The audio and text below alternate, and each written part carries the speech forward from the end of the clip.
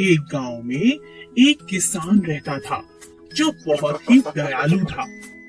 गांव के पास ही एक घना जंगल था जहां बहुत सारे जंगली जानवर रहते थे। इन जंगली जानवरों को पकड़ने के लिए शहर से शिकारी शिकार करने के इरादे से वहां आते थे। एक दिन शिकार के दौरान शेर को शिकारी का तीर लग गया, पर इससे पहले कि शिकारी शेर को पकड़ पाते, वह भागकर किसान के घर के आगे बेहोश होकर गिर पड़ा।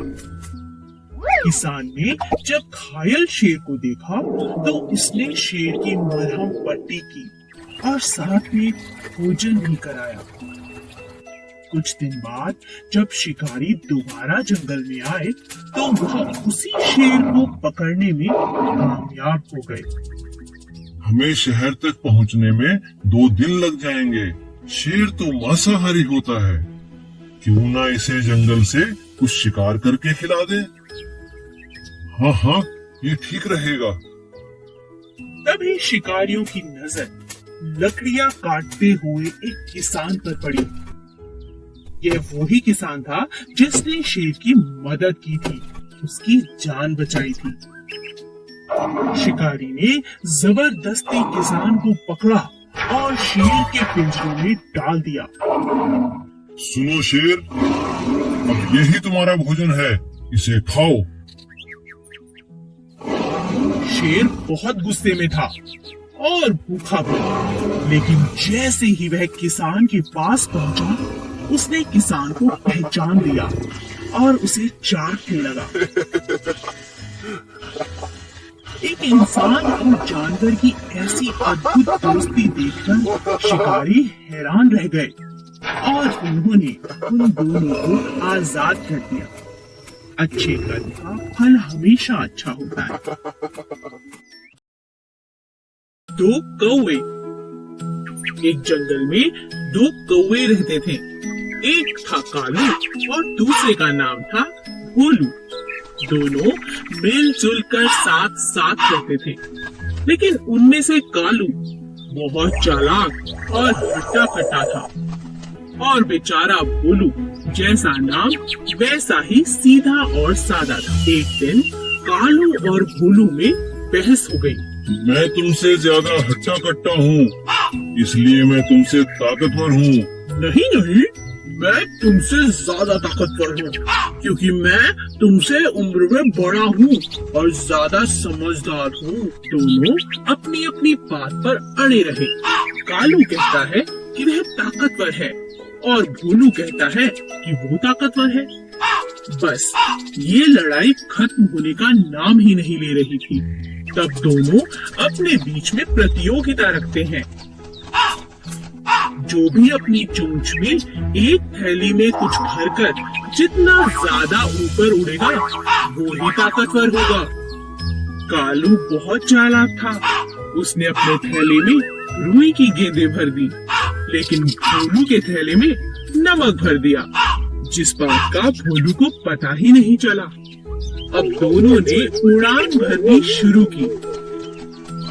देखते ही देखते कालू ऊपर की तरफ चला गया और बेचारा भोलू वजन के मारे ज्यादा देर तक ऊपर नहीं उड़ पाया। वह नीचे नीचे ही उड़ता रहा, क्योंकि उसकी थैली में ज्यादा वजन था।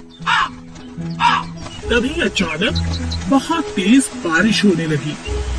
कालू बहुत परेशान हो गया, क्योंकि रुई की गेंदें बारिश के पानी की वजह से भारी हो गई थी, जिसकी वजह से उसका थैला भी भारी हो गया था। उसे उड़ने में बहुत परेशानी होने लगी।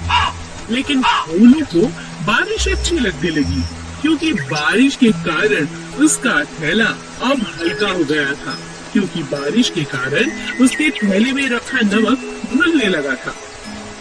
अब भोलू ऊपर उड़ने लगा और उसने चुनौती भी जीत ली। हमें किसी को धोखा नहीं देना चाहिए। आलसी तोता। एक पेड़ पर 2 तोते रहते थे, किट्टू और मिट्ठू। एक बहुत आलसी और दूसरा बहुत ही समझदार था। एक दिन समझदार तोते ने देखा कि पेड़ की जड़ से एक बेल निकल गई है जो पेड़ का सहारा लेकर चढ़ती जा रही है। अरे देखो, हमारे पेड़ पर एक बेल ऊपर की तरफ आ रही है। चलो मिलकर इसे काट दे।